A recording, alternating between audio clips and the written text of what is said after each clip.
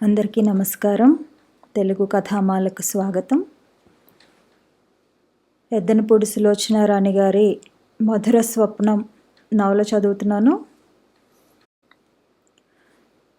సోమయ్య, నువ్వు రాధకి దెబ్బ తగిలినప్పుడు అక్కడే ఉన్నావు కదా? రాధను గిరి స్కూటర్తో ఢీ కొట్టడం కళ్ళారా చూశానని చెప్పావుగా. ఈ మాటే పోలీసుల దగ్గర సాక్ష్యం చెప్పాలి అన్నాడు కృష్ణ.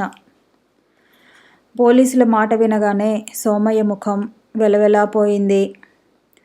చేతులెత్తి కృష్ణకి దండం పెడుతూ, డాక్టర్ బాబు, మీరు పెద్దాళ్ళు, మీ గొడవల్లోకి మా బీదాళ్ళని లాగకండి.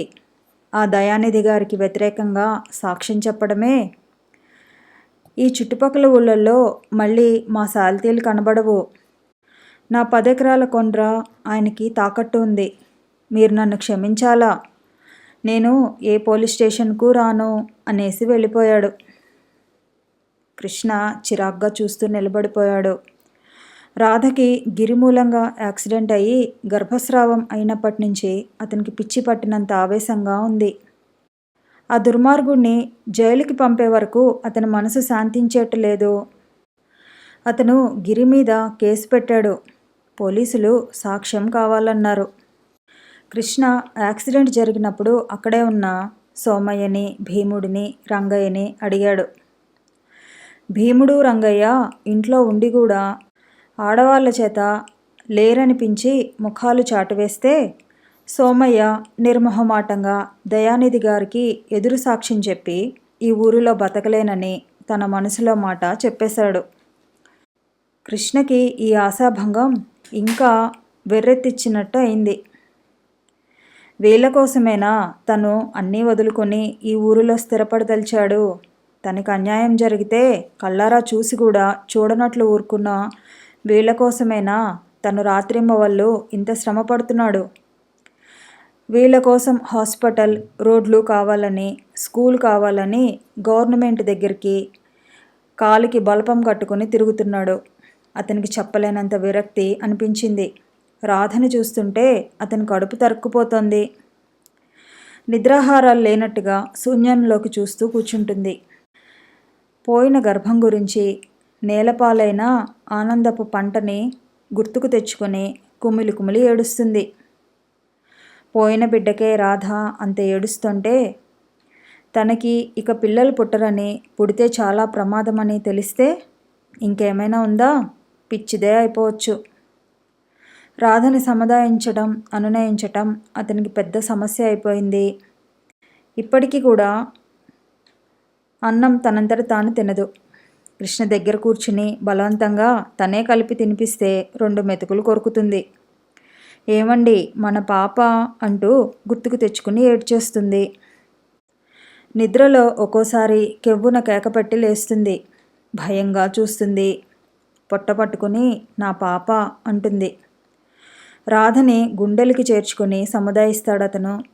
అనునయంగా చిన్నపిల్లని లాలించినట్టు ఏదో చెప్పగా ఎప్పటికో నిద్రపోతుంది.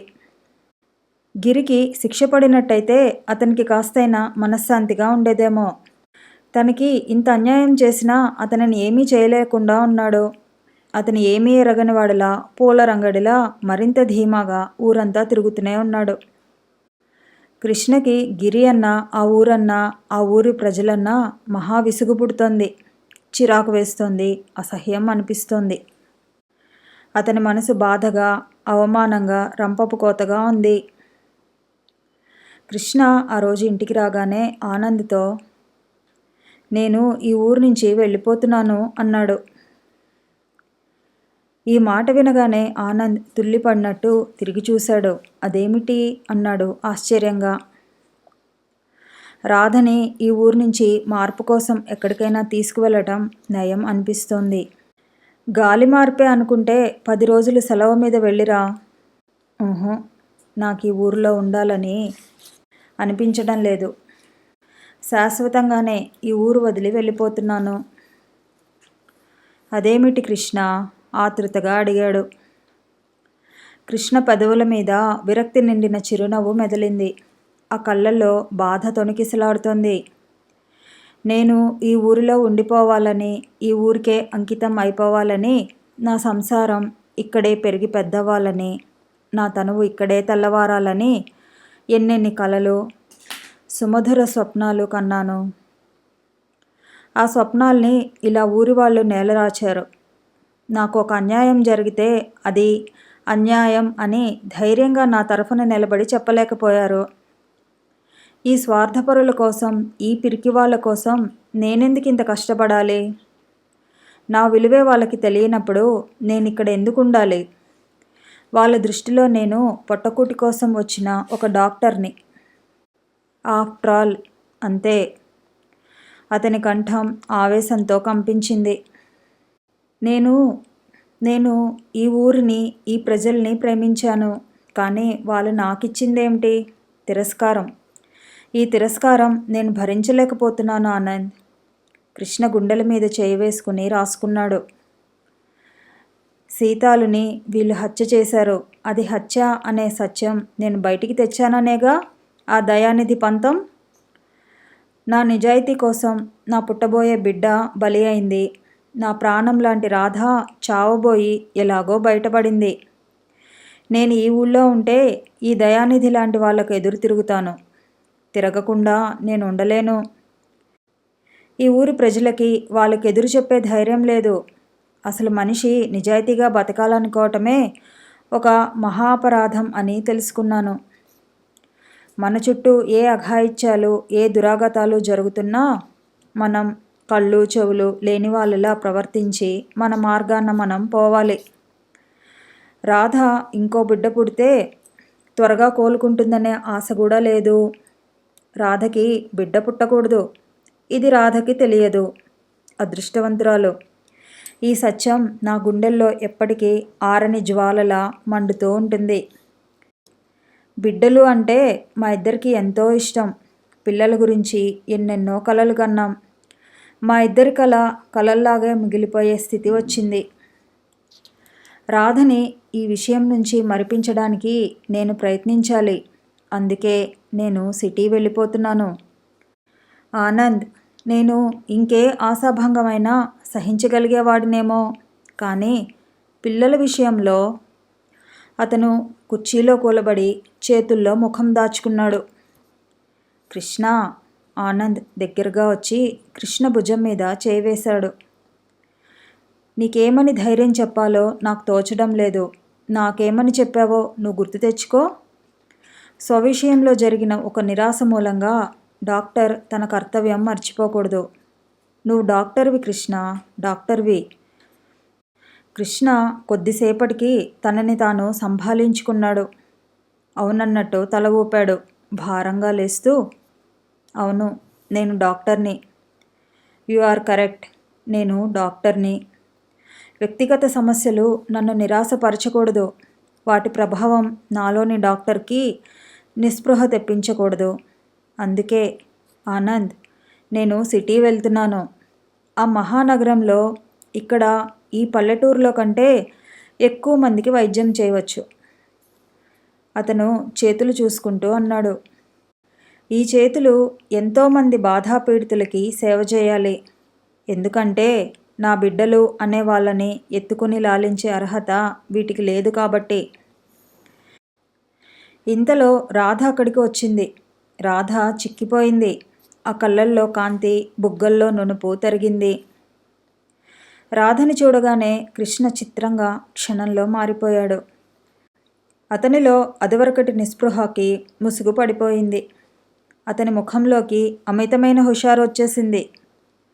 రాధని చూడగానే ఎదురు వెళుతూ, రాధా, నీకో శుభవార్త అన్నాడు.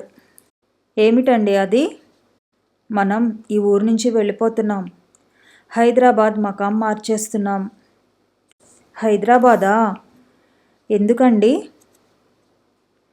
నాకు ఈ ఊళ్ళో ఉండి ఉండి బోర్గా అనిపిస్తోంది రాధా. చేంజ్ కావాలి అనిపిస్తోంది. ఆనంద్ కూడా అన్నాడు. అవును చెల్లాయ్. కృష్ణ హైదరాబాదులో అయితే డాక్టర్గా ఇంకా ఎక్కువ మందికి సేవ చేయవచ్చును అనుకుంటున్నాడు.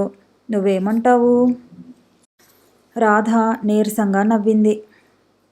ఏమంటాను అన్నయ్య, నేను అంటూ నేను ఉంటేగా ఇంకో అభిప్రాయం రావటానికి. ఆయన మాటే నా మాట కూడా.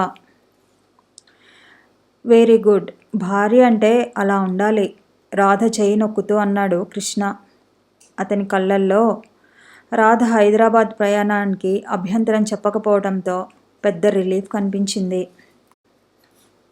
కృష్ణ హైదరాబాద్ వచ్చేశాడు. పద్మ సాయంతో ఇల్లు చిన్నదైనా వసతిగలదే దొరికింది. అతని జీవితం మళ్ళీ మొదటికి వచ్చింది.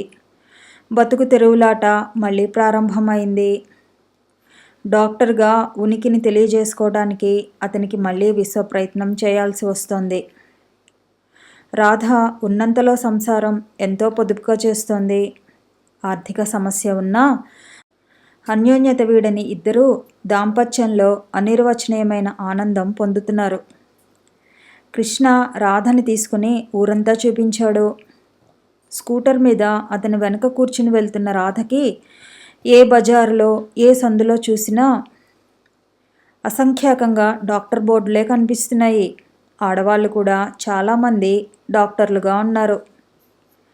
ఈ ఊరిలో మనకేం డబ్బులు వస్తాయండి అంది నిరాశగా. అదృష్టం బాగుంటే ఎక్కడున్నా వస్తాయి. కృష్ణ రాధ మెడ చుట్టూ చేతులు వేస్తూ, రాధాదేవి గారు, తమరు డబ్బుల గురించిన ఆలోచన మానేసి ఈ కృష్ణుడి గురించిన ఆలోచన చేయండి అనేవాడు.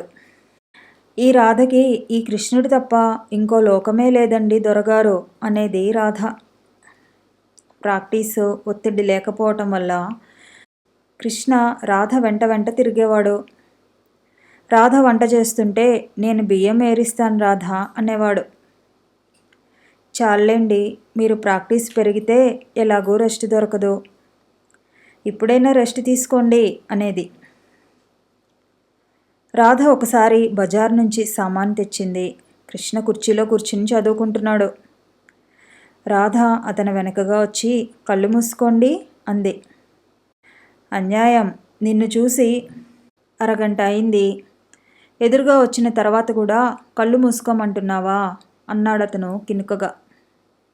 అబ్బా, మూసుకోమంటుంటే ఎందుకో చెప్పు, మీకో మంచి అందమైనది చూపిస్తాను, చూసిన తర్వాత మీరు అద్భుతం రాదా అనకపోతే నా చెవి కోయించుకుంటాను. అతను నిజంగానా అన్నట్టు చూశాడు. నిజంగా అన్నట్టు చూసింది రాధ. కృష్ణ కళ్ళు మూసుకున్నాడు. ఏదో కాగితం చప్పుడు అయింది. ఇప్పుడు తెరవండి అంది. కృష్ణ తెరిచాడు. అతని ఎదురుగా ముద్దులు మూటగట్టే ముఖంతో, ఎత్తైన పాలబుగ్గలతో, నోట్లో వేలు పెట్టుకుని చిరునవ్వు నవ్వుతున్న బాబు క్యాలెండర్లోంచి నవ్వుతున్నాడు. ఎలా ఉన్నాడు అంది రాధ హుషారుగా, తను కూడా మురిపంగా చూస్తూ. చాలా బాగున్నాడు. రాధ అతని పక్కగా వచ్చి తను కూడా క్యాలెండర్ చూస్తూ, ఏమండి, మన బాబు ఉంటే అచ్చు ఇలాగే ఉండేవాడు కదూ అంటుండగానే రాధ కళ్ళల్లోంచి జలజల నీళ్లు ఉబికి వచ్చినాయి. రాధ, అతను చప్పున రాధని దగ్గరకు తీసుకున్నాడు. అతను గుండెల్లో ముఖం దాచుకుంటూ గాద్గదికంగా అడిగింది, ఏమండి, ఒకసారి గర్భం పోతే మళ్ళీ వెంటనే వస్తుందని అమ్మ చెప్పింది. 6 నెలలైనా నాకు అదృష్టం ఇంకా దక్కలేదేమండి. కృష్ణ గొంతులో ఏదో అడ్డుపడ్డట్టే అయింది. రాధా, మనం దేనికైనా మరీ ఎదురు చూస్తాం అనుకో, అది దొరకటం ఆలస్యం అవుతుంది. ఆ సంగతి నీకు తెలియదా?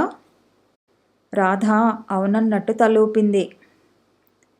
ఏమిటోనండి, ఈ డాక్టర్లు ఇన్ని కనిపెడుతున్నారు కానీ ఆడదానికి గంటల్లో పిల్లలు పుట్టే మార్గం చూడరేమిటి? పిచ్చి రాధ. అతను రాధ తలని గుండెలకి నొక్కుకున్నాడు. అతని కళ్ళు విషాదంగా అయినాయి. ఆ భయంకర సత్యం రాధకి తెలిస్తే ఇంకేమైనా ఉందా? గుండెలు పగిలిపోతాయేమో. రాధకి తెలియకూడదు. తన కంఠంలో ప్రాణం ఉండగా తెలియకూడదు. కృష్ణకి ఎవరో ఇంటికి వస్తుండటం కనిపించింది. రాధా, ఎవరో వస్తున్నట్టున్నారు, పేషెంట్ అయి ఉంటాడు చూడు అన్నాడు. రాధ కళ్ళు తుడుచుకుని వెళ్ళింది. తలుపు తీసింది. డాక్టర్ గోపాలకృష్ణమూర్తి ఉన్నారా అమ్మా? ఉన్నారండి, రండి కూర్చోండి. రాధ ఆయనకి సకల మర్యాదలు చేసింది. లోపలికి వెళ్ళి కృష్ణతో, ఇదిగో ఆయన మన మొదటి పేషెంట్, జాగ్రత్తగా చూడండి అంది. కృష్ణ తలూపి యువతల గదిలోకి వచ్చాడు. కృష్ణ ఆయనకి ఎదురుగా కూర్చుంటూ, చెప్పండి, ఏమిటి మీ బాధ అన్నాడు. పెద్ద బాధేనండి, ఎవరు ఆర్చేవారు తీర్చేవారు కనిపించడం లేదు అన్నాడాయన దీనంగా చూస్తూ. చెప్పండి, ముందు లక్షణాలు చెబితే. లక్షణాలేమిటిలే నాయనా, లక్షణం లాంటి అమ్మాయింది, 25 ఏళ్ళు వచ్చాయి, పెళ్లి కాలేదు. అది సరే, మీ బాధ చెప్పండి. అదేనయ్యా నా బాధ, కంటికి నిద్ర రాదు, అన్నం సహించదు, ఒకటే దిగులు. నేను డాక్టర్నండి, మీకేదైనా వ్యాధి వస్తే వైద్యం చేయగలను, అంతేగాని. కృష్ణ చిరాగ్గా అన్నాడు. మా అమ్మాయి పెళ్ళి కూడా నువ్వు చేయగలవు నాయనా. నీ ఏరికలో పద్మ అనే పిల్ల ఉందిట, వాళ్ళ మరిది ఎడ్యుకేషన్ డిపార్ట్మెంట్లో పనిచేస్తున్నాడట. కృష్ణ అప్పటికే లేచాడు. ఒక్క నిమిషం అంటూ లోపలికి వచ్చాడు. రాధా అంటూ పిలిచాడు. ఏమిటండి, ఆయనకి ఏం వ్యాధిట? కూతురు పెళ్లి కాని తండ్రులకి వస్తుందే బెంగ అని, ఆ మహావ్యాధితో ఆయన బాధపడుతున్నాడు. ఆయన పేషెంట్ కాదు, పెళ్లి సంబంధం కోసం వచ్చాడు. నా కేసు కాదు, నీ కేసు, వెళ్ళు అన్నాడు. రాధ ముందు గదిలోకి వెళ్ళింది. కృష్ణ పడగదిలోకి వచ్చాడు. మంచం మీద కూర్చున్న అతనికి ఎదురుగా గోడకి నవ్వుతున్న బాబు క్యాలెండర్ కనిపించింది. ఆ క్యాలెండర్ ఆ గదికే అందం తెచ్చినట్టుగా ఉంది. అతను గాఢంగా నిట్టూర్చాడు. కృష్ణ సీతాలిచ్చిన మూలికలు కామెర్ల వ్యాధికి ఎలా పనికి వస్తాయో తీసేసి రాస్తున్నాడు. రాత్రి పొద్దుపోయే వరకు అదే వ్రాస్తూ అవతల గదిలో కూర్చుండిపోయేవాడు. రాధ ఒక్కోసారి వచ్చి అతనికి ఎదురుగా కూర్చునేది. ఏం నిద్ర రావటం లేదా? రాస్తూనే అడిగాడు. వెళ్ళి పడుకో, అదే వస్తుంది. అతను వ్రాయటంలో మునిగిపోయాడు. కొద్దిసేపటికి చించిన కాగితం ముక్కలు అతని నెత్తి నిండా ఒంటి నిండా జలజల రాలినాయి. అతను తలెత్తకుండానే, రాధా, అల్లరి చేయకుండా వెళ్ళి పడుకో అన్నాడు. అతని కంఠం మందలింపుగా ఉండటం చూసి రాధ బొంగమూతి పెట్టుకుంది. అవతల గదిలోకి వెళ్ళి మంచం మీద కూర్చుని లేని దగ్గు తెచ్చిపెట్టుకుని తగ్గసాగింది. అతను అది విని, ఏమిటా దగ్గు అన్నాడు. బాగుంది, నిద్ర రావటం లేదు, దగ్గు వస్తోంది, నేనేం చేయను అంది. అక్కడ దగ్గు మందు ఉంది, వేసుకో. రాధ చరచరా లేచి వచ్చింది. ఏమండి? అతని చేతిలో పెన్ లాగేసుకుంది. నాకేం తోచడం లేదు, బోర్ కొట్టి చస్తున్నాను తెలుసా? అతను రాధను చూశాడు. నన్నేం చేయమంటావు చెప్పు. పిల్లలైనా పుడితే వాళ్లతో కాలక్షేపం అయినా ఉంటుంది. పగలంతా మీరెటో వెళ్తారు. నాకు ఏం తోచదు. రాత్రి మీరున్నా నేను ఒంటరిగానే ఉండాలా? కృష్ణ రాధని దగ్గరికి తీసుకున్నాడు. రాధ బాధ అతనికి అర్థమైంది. దానికి జవాబు చెప్పే స్థితిలో అతను లేడు. అందుకే అన్నాడు, రాధా, నువ్వు ఏ మహిళా సమాజానికో సెక్రటరీ కాకూడదు? అప్పుడు బోలెడంత కాలక్షేపం అవుతుంది. బాగుందండి, మహిళా సమాజం సెక్రటరీ అంటే మాటలా? దానికి కారులుండాలి, మేడలుండాలి, ఇంట్లో వంట మనిషి ఉండాలి, చేతి నిండా డబ్బుండాలి. అవన్నీ మనకి ఎక్కడి నుంచి వస్తాయి? అయినా ఆ గోలంతా ఎవరికి కావాలిట? కృష్ణ జవాబు చెప్పలేదు, మౌనంగా ఉండిపోయాడు. రాధకి కూడా తనలాగే కాలక్షేపం కావాలి, ఊపిరాడని పనులు ఉండాలి.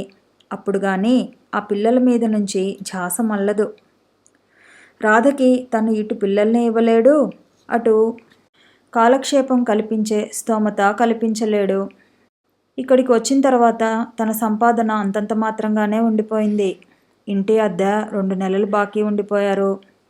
మధ్యాహ్నమే ఇంటాయన వచ్చి గొడవ చేసి వెళ్ళిపోయాడు. అతని కళ్ళ ముందు ఉదయం జరిగిన సంఘటన మెదిలింది. అతను 10 గంటల వేళ బజారుకు వెళ్ళి సైకిల్ మీద తిరిగి వస్తున్నాడు. వీధిలో ఒక అతను స్కూటర్ మీద నుంచి పడ్డాడు. అక్కడ కూడిన జనంలోకి వెళ్ళి తను ఆ వ్యక్తిని చూడబోయాడు. ఆ గుంపులో ఉన్న ఒకతను, ఈ డాక్టర్ ఏం డాక్టర్రా, సైకిల్ వేసుకుని వీధుల వెంట తిరుగుతుంటాడు. ఇట్లాంటి ప్రాక్టీస్ లేని కుర్ర డాక్టర్ల దగ్గరికి వెళితే లేని రోగాలు చెప్పి డబ్బులు జలగల్లా పీల్చేస్తారు.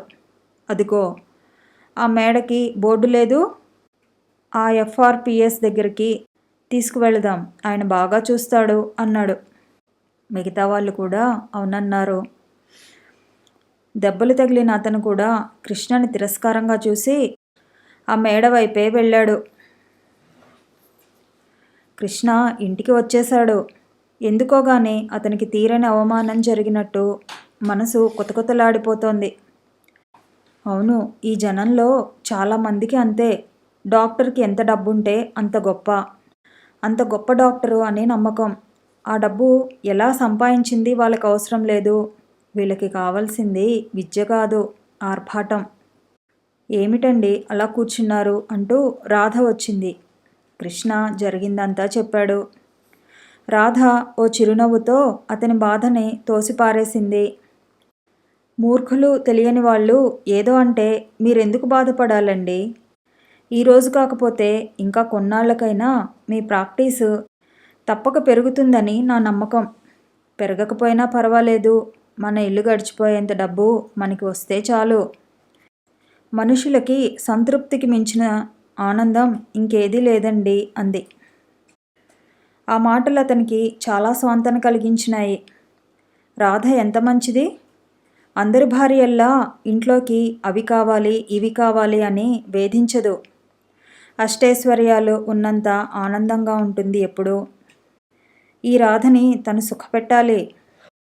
రాధ కోసమైనా డబ్బు సంపాదించాలి. కృష్ణ భైరవి అపార్ట్మెంట్స్ దగ్గరున్న కూలివాడలో పేషెంట్స్ని చూసి కిట్ తీసుకుని వస్తున్నాడు. పరధ్యాసగా వస్తున్న అతని పక్క నుంచి రివ్వున ఒక కారు రాకెట్లా దూసుకుపోయింది. అదెంత వేగంగా మెరుపులా దూసుకుపోయిందో అంత వేగంగానూ రివ్వున వెనక్కి వచ్చి కృష్ణ దగ్గరగా ఆగింది.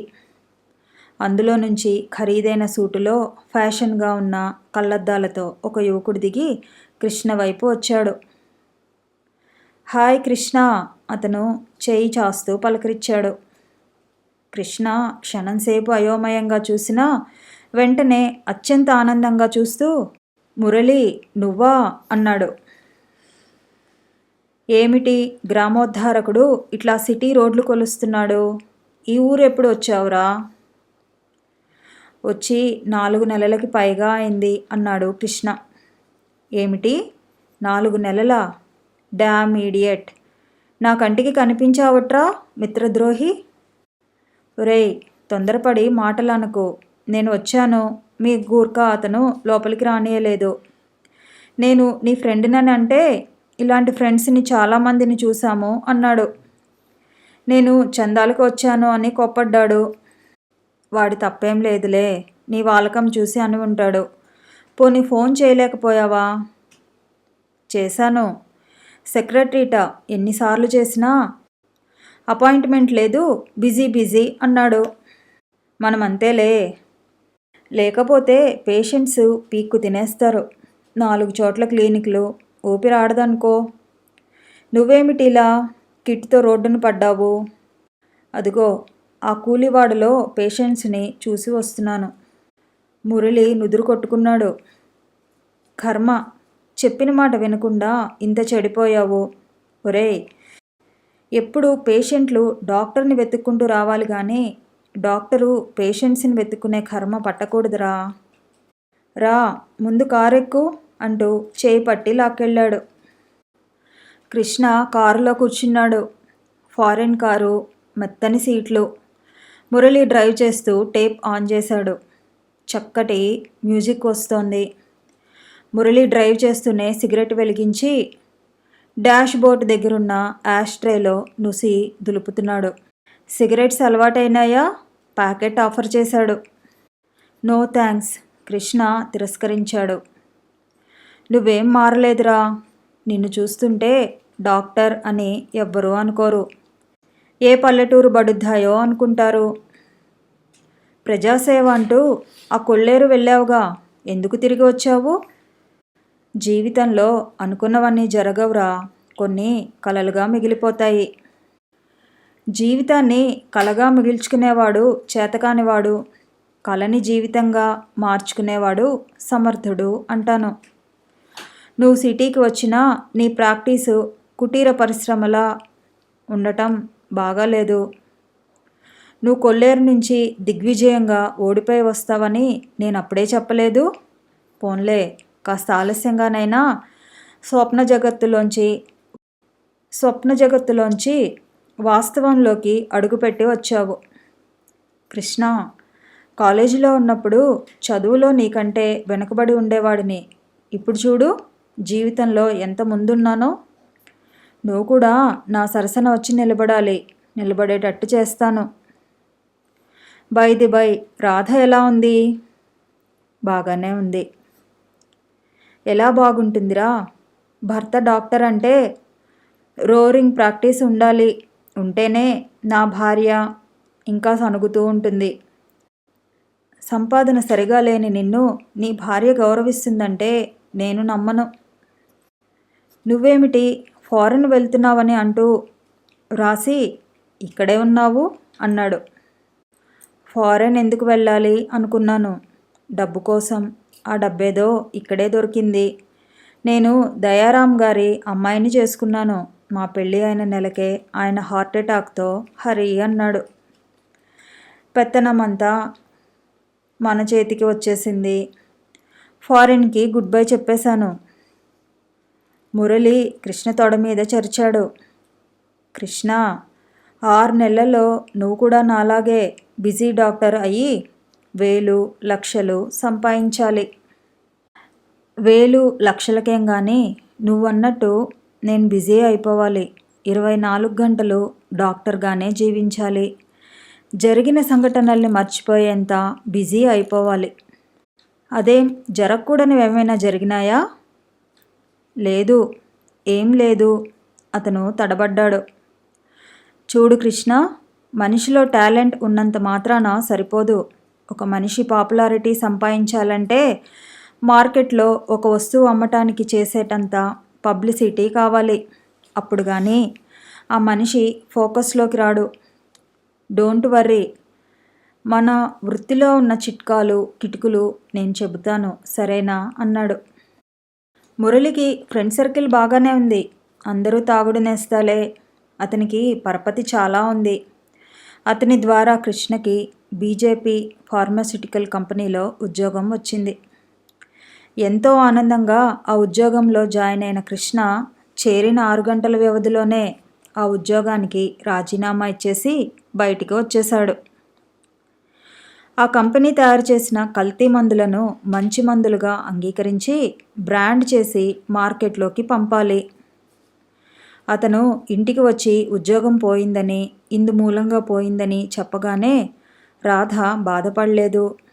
అతని భుజం మీద చేయి వేస్తూ, చాలా మంచి పని చేశారండి. మిమ్మల్ని దేవుడు తప్పకుండా ఆశీర్వదిస్తాడు. అలాంటి కల్తీ మందులు అమ్మటం అంటే అందరినీ హత్య చేసినంత మహాపాపమేగా అంది. అతను క్షణంసేపు రాధ వైపు చూశాడు. ఆ తర్వాత వెంటనే రాధ గుండెల్లో ముఖం దాచుకున్నాడు. రాధా, నీకెలా కృతజ్ఞతలు చెప్పాలో నాకు తెలియటం లేదు. దొరికిన ఉద్యోగం ఇలా వదిలేశానని నువ్వేం కోపగించుకుంటావోనని భయపడుతూ వచ్చాను. ఇప్పుడు నాకు చాలా ధైర్యంగా ఉంది రాధా. రాధా, నిన్ను బాధ పెట్టే పని నేనెప్పుడూ ఏదీ చేయకూడదు అనిపిస్తుంది అతను ఆర్తిగా అంటుంటే రాధ కళ్ళు చెమర్చినాయి. మీ మనసు నాకు తెలియదా? తెలుసుననే నా ధైర్యం, నా నమ్మకం. ఈ నమ్మకం, ఈ ధైర్యమే నాకు ఈ శక్తిని ఇస్తాయి రాధా అన్నాడు. రాధ, కృష్ణ భోజనాలు చేస్తున్నారు. అన్నంలోకి పాయసం ఉంది. ఇవాళ ఎందుకు చేశావు రాధా? ఏం మనిషి అండి, ఈరోజు మీ పుట్టినరోజు కదా, మర్చిపోయారా? పొద్దుటేగా మీ పుట్టినరోజు నాడు కొత్త ఉద్యోగంలో చేరుతున్నారు అని చెప్పాను. అవును కదూ?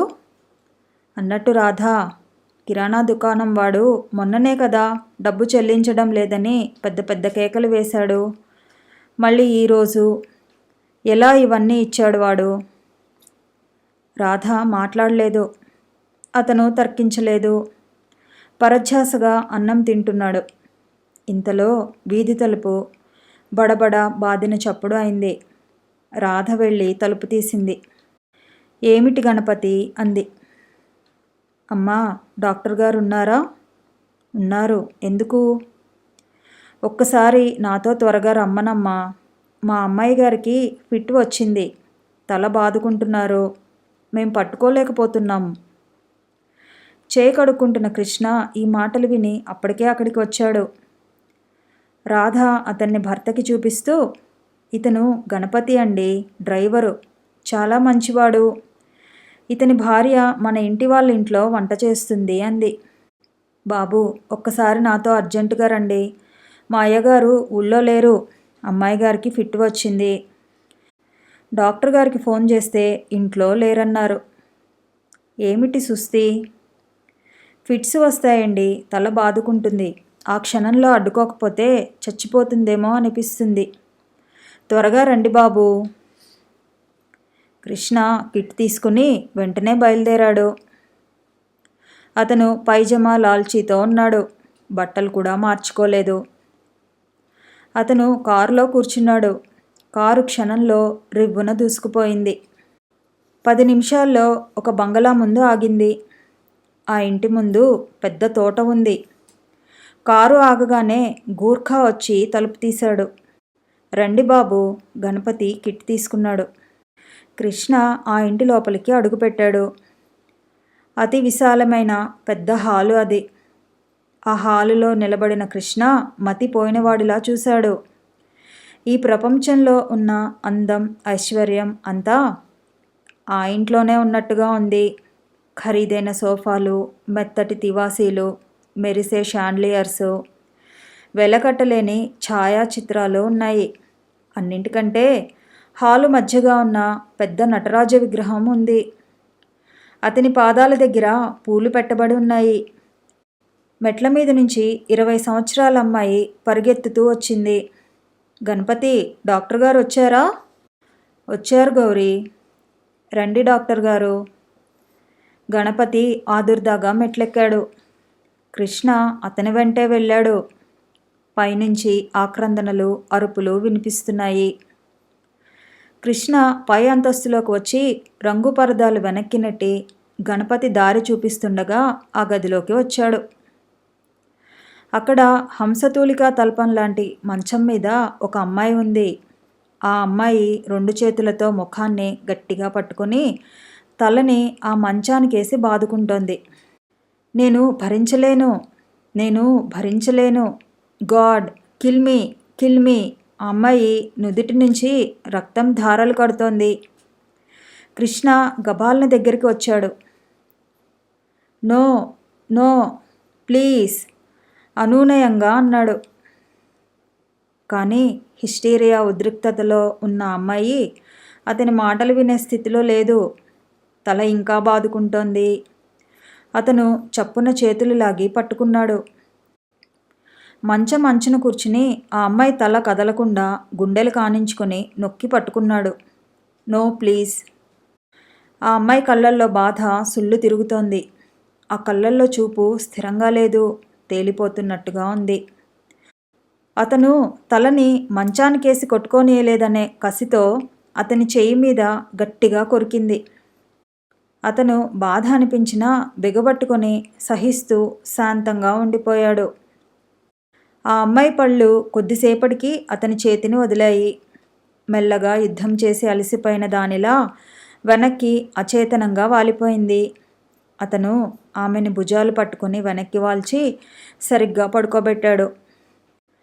ఆ అమ్మాయి ముఖం నిండా చెమటలు కారుతున్నాయి.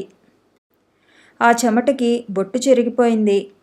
ఆ కళ్ళలోని నిస్సత్తువ, భయం, భ్రాంతి లాంటి అపనమ్మకం కనిపిస్తున్నాయి. కృష్ణకి ఆ క్షణంలో అప్సరసలా ఉన్న ఆ యువతి శాపం పొందిన దేవతలా కనిపించింది.